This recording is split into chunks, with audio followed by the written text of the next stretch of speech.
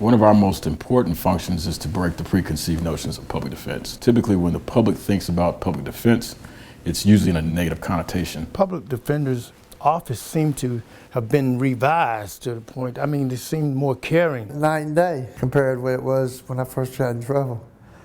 Couldn't even call down there to get no information to find out when I had to go to court because I lost my paper one time. And I couldn't even get through to a public defender. Now, they calling me. Sitting down and talking to the public defender, there was a sense that it was a personal touch with her.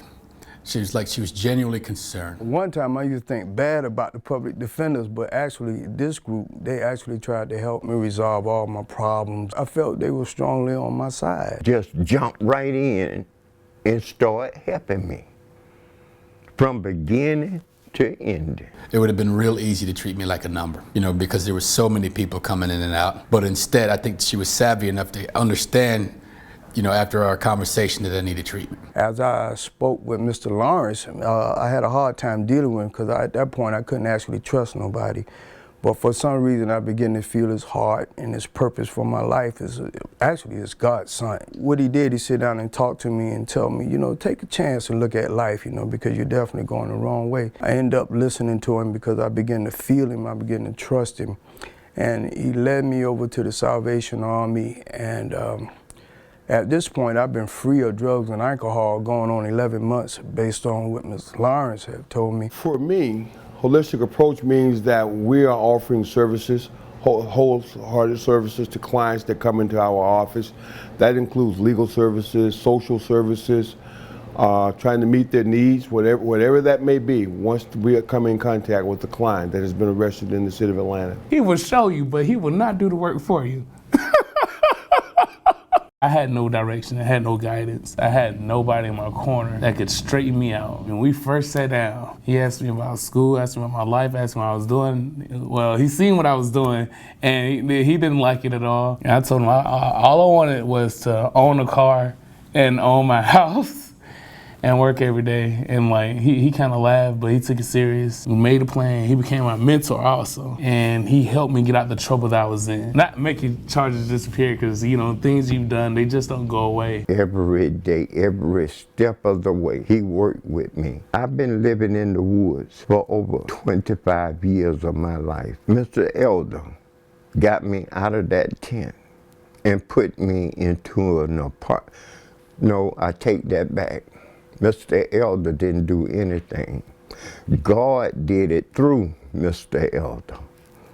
Got me out of that tent and put me into a nice apartment. It's really important to focus on getting our clients into housing, which would also help with other issues such as substance abuse or mental health. Then we can try to turn some of these individuals into more productive members of society. If we can prevent the action in the first place, it's more cost effective for the municipality.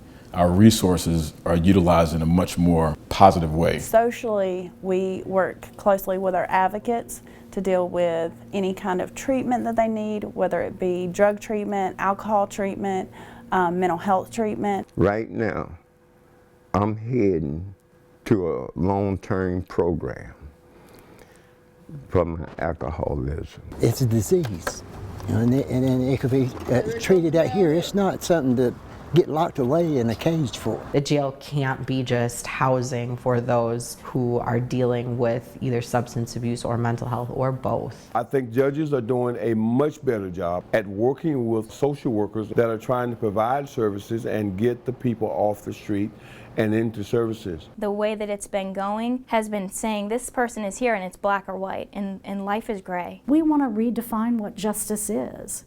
Justice can be putting someone in jail, and it can be giving them a fine. But justice can also now include giving someone the tools they need so that they don't do it again. If we don't take the time to dig through those issues, figure out what the root cause is, and try to help them from the inside out, we see a lot more recidivism in our courts. So I would have been in and out and in and out, back to the street. If they let me go, back on the streets, back in jail.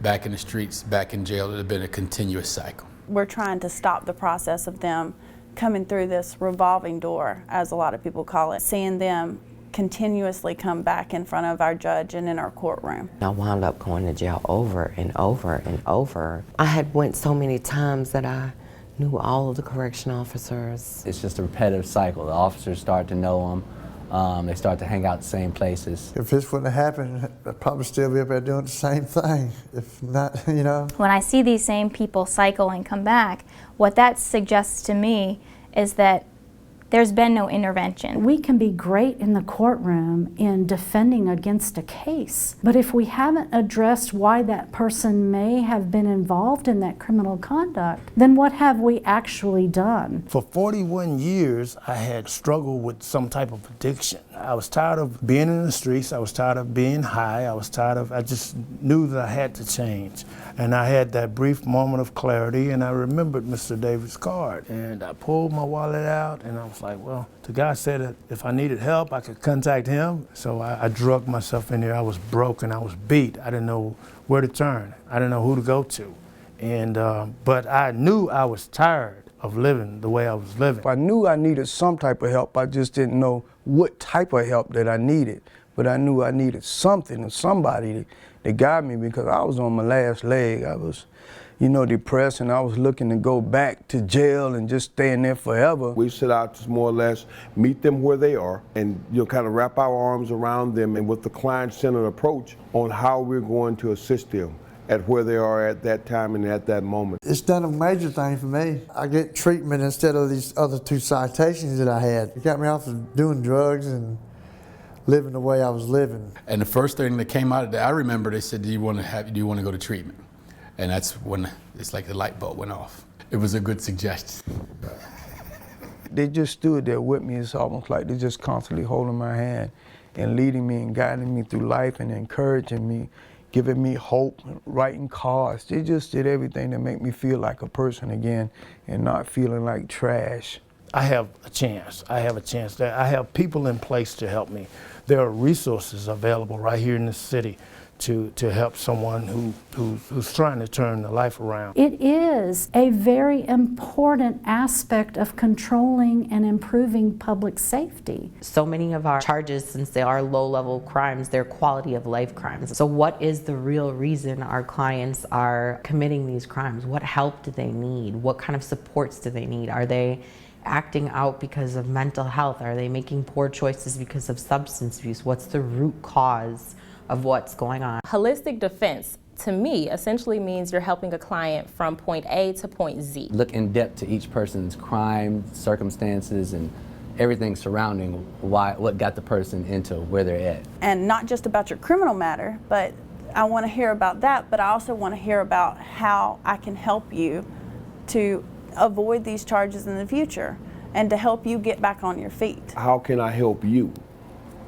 You know, how can I help get you out of the situation that you're in and prevent you from getting into that situation again? So to me, justice is about helping and preventing an individual from coming back. They helped me get back on track. They got me out in the workforce. I was able to get a car through working at UPS. They got the connections to push you to work and actually give you a living chance. My sobriety date is June 1st, 2016. So that's 7 months. I celebrated years clean last Monday, and I found so much peace in this past year. Peace that I couldn't get from a liquor bottle, and I want some more of it. You know, let me be addicted to that, if anything. They helped me with my alcoholism and gave me treatment. They helped me with housing. I haven't drank for the last 6 months. We want to stop the revolving door. We want to close it shut. The police don't have to respond to 911 calls for that kind of conduct. The jail doesn't have to house the person. The court doesn't have to administer the case. I don't know where I would be. I wouldn't be working. I would know that for sure. I wouldn't have went to school. I don't know what I would be doing. I'd probably still be out there getting in trouble or worse, behind bars. I don't like being in jail. I don't want to ever go back there.